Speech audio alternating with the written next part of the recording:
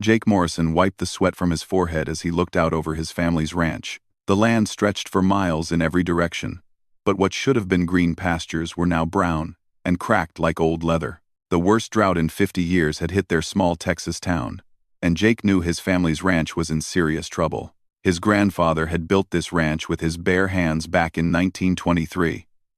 3 generations of Morrisons had worked this land, raised cattle, and made an honest living.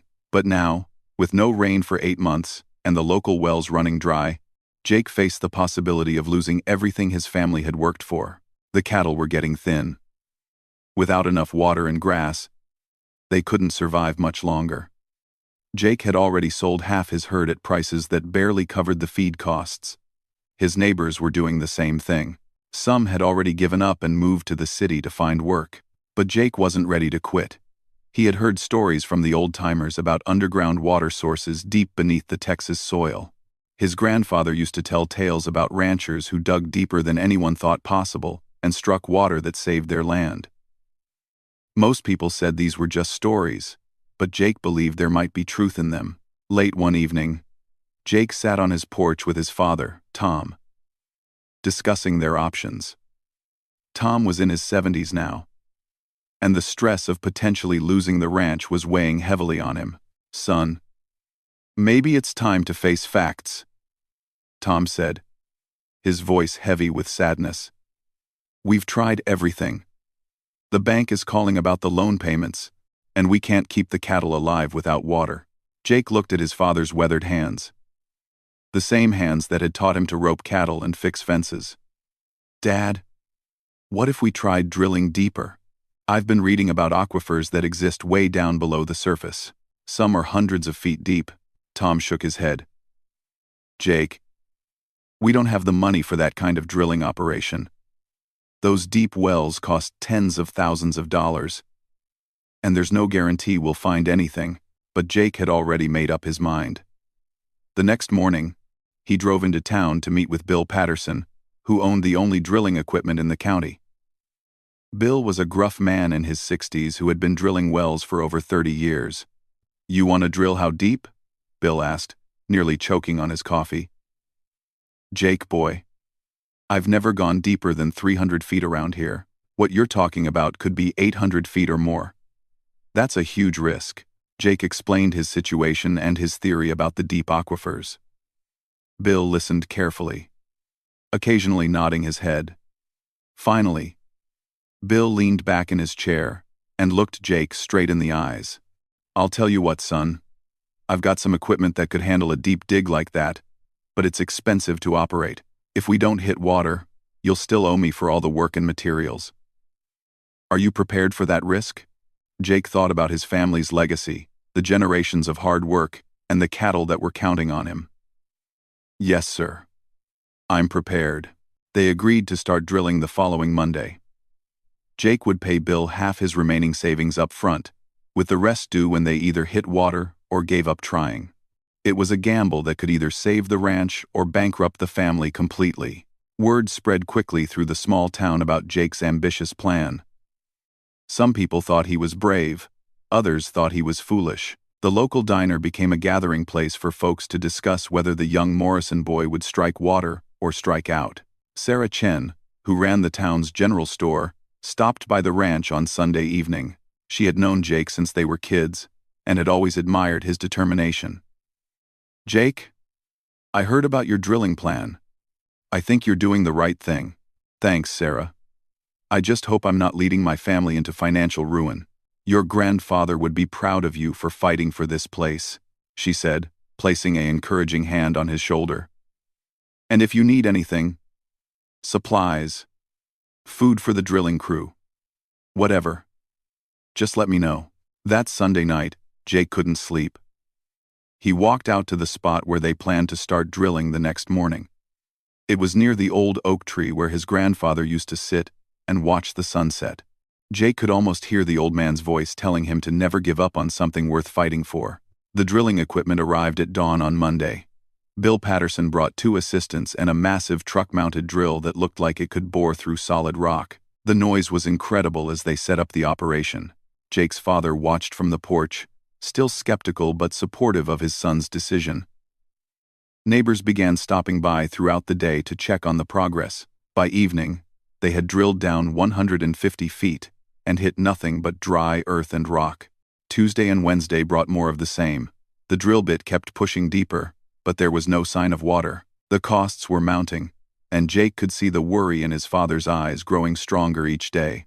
By Thursday evening, they had reached 400 feet, deeper than any well in the county. Bill Patterson pulled Jake aside after the crew finished for the day. "Jake, we're getting into expensive territory now. The deeper we go, the more it costs per foot. Are you sure you want to continue?" Jake looked at his dwindling cattle herd, then at his family's home. Everything depended on this decision. How much deeper can we realistically go? With this equipment, maybe another 400 to 500 feet. But Jake, I have to be honest with you. Most water sources around here are much shallower than what we're attempting. That night, Jake sat alone in his truck, looking up at the stars. His grandfather used to tell him that the stars had watched over their family for generations and would continue to do so. Jake needed that guidance now more than ever. Friday morning brought bad news. Jake's bank called to inform him that his loan payment was overdue, and they needed to discuss the ranch's financial situation immediately. Jake knew this conversation could mean foreclosure proceedings if he couldn't provide a solid plan for repayment. At the drilling site, they had reached 520 feet with still no sign of water. The drill bit was struggling through increasingly hard rock formations, and the equipment was showing signs of strain. Bill Patterson's face was grim as he monitored the drilling operation. "Jake, this rock formation is different from anything I've seen around here," Bill explained, pointing to the core samples they had pulled up. "It's much harder than expected. At this depth, every foot takes twice as long and costs twice as much." Jake calculated the numbers in his head. He had already spent more than half his remaining money, and they weren't even close to the depths where he hoped to find water. His father's words from earlier in the week echoed in his mind. "There's no guarantee we'll find anything." Around noon, Jake's neighbor, Pete Williams, stopped by. Pete had successfully sold his ranch to developers the month before and was preparing to move to Dallas. "Jake, I hate to say it, but maybe it's time to cut your losses. I got a good price for my land, and I know some buyers who might be interested in your place too." "Thanks, Pete, but I'm not ready to give up yet." Pete shook his head sympathetically. "I admire your determination, son. But sometimes the smart thing is knowing when to fold. That drilling operation is costing you a fortune." After Pete left, Jake found himself alone at the drilling site. The crew had taken a break for lunch, and the sudden quiet felt strange after days of constant noise. He picked up one of the rock samples and examined it closely. Unlike the softer earth and sandstone they had drilled through earlier, this rock was dark and incredibly dense. That afternoon, Bill Patterson received a call from his equipment supplier. The specialized drill bit they were using had reached the end of its useful life and needed replacement. The new bit would cost $3,000, and there was no guarantee it would be more effective against the hard rock they had encountered. Bill approached Jake with the news. "Son, I've been drilling wells for 30 years, and I've never had to go through rock this hard. The new drill bit might work, or it might not. Either way, we're looking at significant additional costs." Jake felt the weight of the decision crushing down on him. He could continue drilling and potentially lose everything his family owned, or he could stop now and try to salvage what was left of their savings. Either choice felt like betraying his family's legacy. That evening, Jake drove to the town cemetery where his grandfather was buried. He sat next to the simple headstone and talked to the old man as if he were still alive. "Grandpa, I don't know what to do. Everyone thinks I'm crazy for drilling this deep. Maybe they're right." As the sun set, Jake remembered a story his grandfather used to tell about the early days of the ranch. During the Great Depression, the bank had tried to foreclose on the property. His grandfather had made a desperate decision to dig a new well by hand. Working day and night for weeks, everyone thought he was wasting his time, But he eventually struck water that saved the ranch. He never gave up, Jake said out loud. Even when everyone told him he was wrong. Saturday morning, Jake called a family meeting. His father, his younger sister Mary, who worked as a teacher in Austin, and his uncle Robert, who helped with ranch operations, all gathered in the kitchen. Jake laid out all the financial information honestly. How much they had spent, how much they still owed, and what their options were. I won't lie to you, Jake said. If we continue drilling and don't find water, we'll lose the ranch for sure. But if we stop now, we might be able to sell the land and pay off our debts. His sister Mary spoke first. Jake, I know this place means everything to our family, but I don't want to see Dad lose his retirement because of this drilling operation. Uncle Robert agreed. The smart financial decision is to stop drilling and cut our losses. But his father surprised everyone. Jake, I've been thinking about what your grandfather would do in this situation. He never made the smart financial decision. He made the right decision for the family. If you believe there's water down there, then we should keep trying. Dad, are you sure? This could cost us everything. Tom Morrison looked around the kitchen where he had grown up, where he had raised his own children, and where 4 generations of Morrisons had made their home. Son, this ranch isn't just about money. It's about who we are as a family. If we're going to lose it, let's lose it fighting. That afternoon, Jake met with Bill Patterson to discuss their options. Bill had been thinking about the rock formations they had encountered and had done some research with geologist friends in Houston. Jake, I talked to a geologist who specializes in Texas aquifers. He says the type of rock we're hitting often sits on top of underground river systems. If that's true, we might be just a few dozen feet away from more water than we could ever use. How confident is he about this theory? Bill was honest. It's still a gamble. But he seemed more optimistic than I expected. He said the rock formations we've documented are consistent with areas where other deep wells have been successful. Jake made his decision that evening. He called Bill and told him to order the new drill bit. They would continue drilling until they either found water or ran out of money completely. It was the biggest risk the Morrison family had ever taken. Sarah Chen stopped by Sunday evening with a casserole for the family and moral support for Jake. Half the town thinks you're crazy, she said with a smile, and the other half thinks you're the bravest person they've ever met. What do you think? I think you're doing what needs to be done. This town needs people who don't give up when things get difficult. Monday morning arrived with a new drill bit and renewed determination. The crew started working before sunrise, and Jake could feel the tension in the air. Everyone knew this was probably their last chance. The new drill bit proved more effective against the hard rock. But progress was still slow and expensive. By Tuesday afternoon, they had pushed down to 610 feet. The rock samples were changing again, becoming slightly softer and showing traces of moisture. Bill Patterson examined the latest samples with growing excitement. Jake, look at this, he said, pointing to small dark spots in the rock. This is sediment that's been in contact with water. We might be getting close. Wednesday brought the most challenging day yet. The drill encountered a layer of rock so hard that they could only advance a few inches per hour. The equipment was straining, and Jake could see the stress on everyone's faces. They had reached 650 feet, and every foot deeper was costing more than Jake had planned. By Wednesday evening, Jake realized they had spent almost all their remaining savings. They had enough money for maybe 2 more days of drilling, and then they would have to stop regardless of what they found. That night, Jake couldn't sleep. He walked out to the drilling site and stood next to the massive equipment. 650 feet below, the drill bit waited to either fulfill his dreams or destroy his family's future. Tomorrow would determine everything. Thursday morning started like every other day that week, with the deafening sound of the drill cutting through rock 650 feet below ground. Jake watched the operation with tired eyes, knowing they only had enough money for 1 more day of drilling. His father stood beside him, both men understanding that this was likely their final chance. Bill Patterson had been unusually quiet that morning. Something about the rock samples from the previous day had caught his attention, but he hadn't shared his thoughts with Jake yet.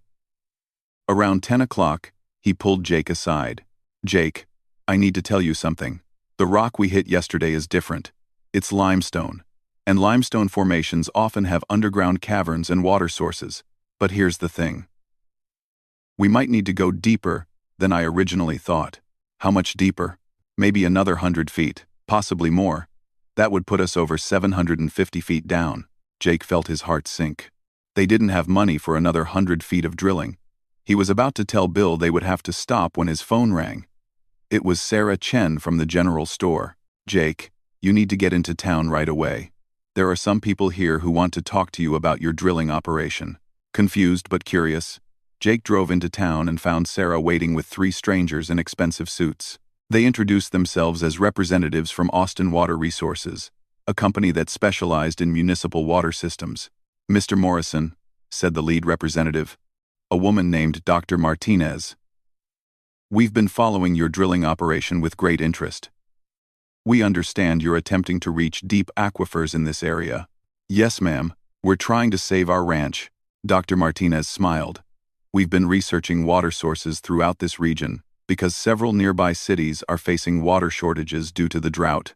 If you're successful in finding water at the depths you're attempting, it could be significant not just for your ranch, but for the entire area." The second man, who introduced himself as a geological engineer, spread out some maps on Sarah's counter. "Mr. Morrison, based on our research and the geological surveys we've conducted, we believe there's a substantial aquifer system approximately 200 feet below where you're currently drilling." Jake couldn't believe what he was hearing. "Are you saying there really is water down there?" "We think there's a very good chance, Doctor," Martinez replied. "Here's what we're proposing. We'd like to partner with you on this drilling operation. We'll cover the costs of drilling deeper in exchange for water rights to supply nearby municipalities. You would retain enough water for your ranch needs and receive compensation for the partnership." Jake's head was spinning. This was exactly the kind of break his family needed, but he wasn't sure he understood all the implications. "Can I have some time to think about this and discuss it with my family?" "Of course, but we'd need an answer soon. Every day of delay costs money, and the drought situation is getting worse." Jake drove back to the ranch with his mind racing. He gathered his father, sister, and uncle to explain the offer from Austin Water Resources. The family spent hours discussing the pros and cons of the partnership. "It sounds too good to be true," Uncle Robert said skeptically. "Why would they be so confident about finding water when we've been drilling for over a week with no success?" But Jake's father was more optimistic. "Son, sometimes help comes from unexpected places. Your grandfather always said that hard work and determination attract good fortune." That evening, Jake called Dr. Martinez and agreed to the partnership. The next morning, Austin Water Resources brought in additional drilling equipment and a team of specialists. The operation suddenly became much more sophisticated and efficient. With the new equipment, they were able to drill through the remaining hard rock much faster than before. By Friday afternoon, they had reached 720 feet. The rock samples were showing increasing signs of water contact, and everyone's excitement was building. Saturday morning brought a breakthrough in a way no one expected. At exactly 11:47 a.m., when they reached 748 feet, the drill suddenly dropped several inches as it broke through into what appeared to be a hollow space below. Bill Patterson immediately stopped the drilling and called everyone over to examine the equipment. "Jake, I think we just hit a cavern or underground chamber. This could be exactly what we were looking for." Dr. Martinez and her team quickly set up testing equipment to measure what was below. Within an hour, they had confirmation. They had struck a massive underground water source. Initial tests indicated it was one of the largest aquifer systems ever discovered in that part of Texas. But the real surprise came when they lowered a camera into the hole. The underground chamber was enormous, filled with clear, clean water that had been filtered through rock formations for thousands of years. Dr. Martinez estimated the water source could supply the ranch and several nearby towns for decades, even during drought conditions. Jake stood at the edge of the drilling site, hardly able to believe what had happened. Just days before, He had been facing the loss of everything his family had worked for. Now, they had not only saved the ranch but discovered something that could help the entire region. The news spread quickly through the town. People who had thought Jake was foolish for drilling so deep now called him a hero. The local newspaper ran a front-page story about the discovery, and television news crews came from Austin and San Antonio to report on the find. But for Jake, the most important moment came that Sunday evening, when he sat on the porch with his father, watching their cattle drink from the new water source. The animals looked healthier already, and the pastures would soon be green again thanks to the irrigation system they were installing. "Dad, do you think Grandpa knew this water was down there all along?" Tom Morrison smiled and looked out over the land his father had fought so hard to keep. "I think your grandfather knew that if we never gave up fighting for this place, somehow everything would work out. He always said the land would take care of us if we took care of it." The partnership with Austin Water Resources proved to be incredibly beneficial for the Morrison family. They retained full ownership of their ranch and received enough water for all their needs, plus a substantial monthly income from the water rights agreement. The money allowed them to expand their cattle operation and even help other local ranchers who were still struggling with the drought. Sarah Chen later told Jake that his decision to keep drilling had inspired other people in the town to not give up during difficult times. 3 other ranchers had successfully found water at moderate depths, and the local economy was starting to recover from the drought. 6 months later, Jake received a letter from the Texas Department of Agriculture recognizing his contribution to water conservation and drought relief efforts. But the recognition that meant the most to him was much simpler. A thank you card from the local elementary school, where children drew pictures of green grass and happy cattle to show their appreciation for the water that had saved their community. As Jake looked back on those challenging weeks when everything seemed hopeless, he realized that his grandfather's stories about never giving up weren't just family legends. They were lessons about courage, determination, and the willingness to take calculated risks when everything important is on the line. The Morrison Ranch continued to thrive, and Jake eventually married Sarah Chen in a ceremony held right next to the oak tree where his grandfather used to sit. Their children would grow up hearing the story of how their father saved the family ranch by refusing to give up. Even when everyone thought he was crazy for drilling so deep, the town erected a small monument at the site of the discovery, with a plaque that read, "Dedicated to the power of perseverance and the belief that solutions exist for those brave enough to search for them." But Jake knew the real monument was simpler. It was the sound of cattle drinking clean water in the Sarts, sight of green grass growing where the land had once been. Brown and lifeless, Jake Morrison had learned that sometimes the most important battles are fought not with guns or words, but with determination, faith, and the willingness to push deeper when everyone else says it's time to quit. His daring move to continue drilling when logic said to stop had saved not just his family's ranch, but had given hope to an entire community that was learning to fight for what mattered most.